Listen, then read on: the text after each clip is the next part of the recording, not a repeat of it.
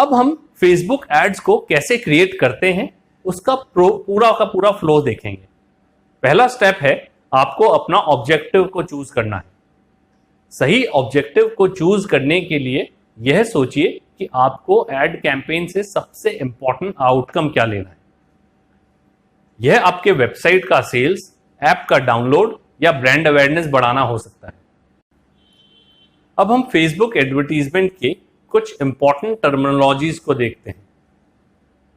ऐसे कई टर्म्स और एक्रोनिम्स हैं जो मार्केटिंग और एडवर्टीजमेंट से संबंधित है।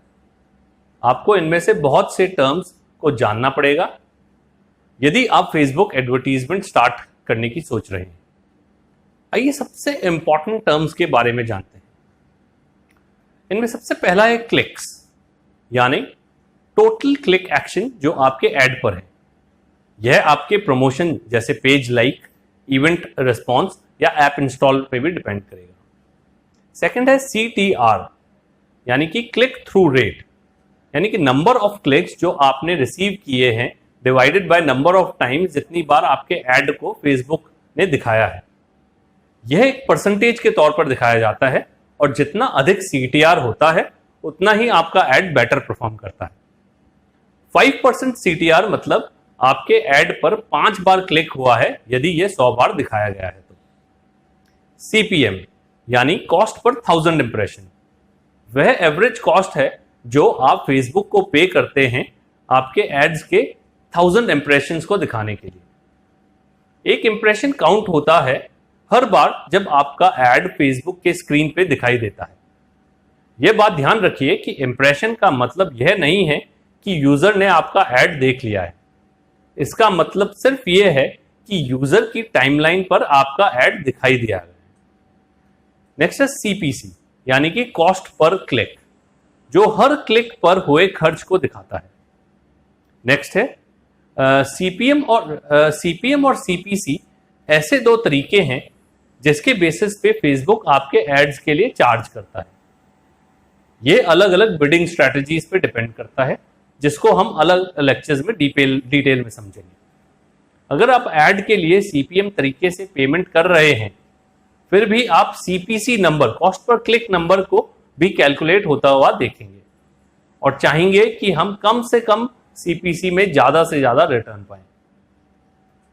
नेक्स्ट टर्म है फ्रीक्वेंसी, जिसे आप केवल एडवांस्ड एडवर्टीजमेंट में ही देखेंगे। फ्रीक्वेंसी का मतलब है कितनी बार आपका ऐड सेम यूजर को दिखाई देता है। आप इस पे एक लिमिट सेट कर पाएंगे और यह एवरेज नंबर होगा जितनी बार हर एक व्यक्ति को आप आपके ऐड का इंप्रेशन रिसीव करेगा। एडवर्टाइजर्स आमतौर पर इसको एक रेट पर लिमिट करने की कोशिश करते हैं ताकि ऐड फटीग को प्रिवेंट किया जा सके, यानी लोगों को बार बार एक ही ऐड ना दिखे। इसके बाद नेक्स्ट टर्म आप देखेंगे जिसे रीच कहते हैं और यह उन लोगों के नंबर्स को दर्शाता है जिन्होंने ऐड को देखा है। रीच को आप इंप्रेशन से कंफ्यूज मत कीजिएगा, ये अलग है। एग्जाम्पल के तौर पर अगर 100 लोगों ने आपका ऐड देखा है तो उसका रीच हुआ 100 और अगर एवरेज फ्रीक्वेंसी 5 है तो यह दर्शाता है कि 100 लोगों ने आपका ऐड 5 बार देखा है। इसका मतलब है कि 500 इंप्रेशंस होंगे।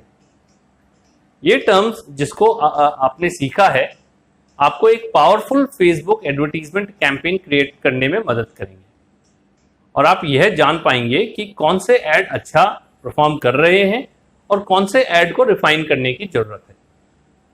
टर्म्स और डेफिनेशंस की पूरी लिस्ट देखने के लिए फुल ग्रॉसरी के लिंक को चेक कीजिए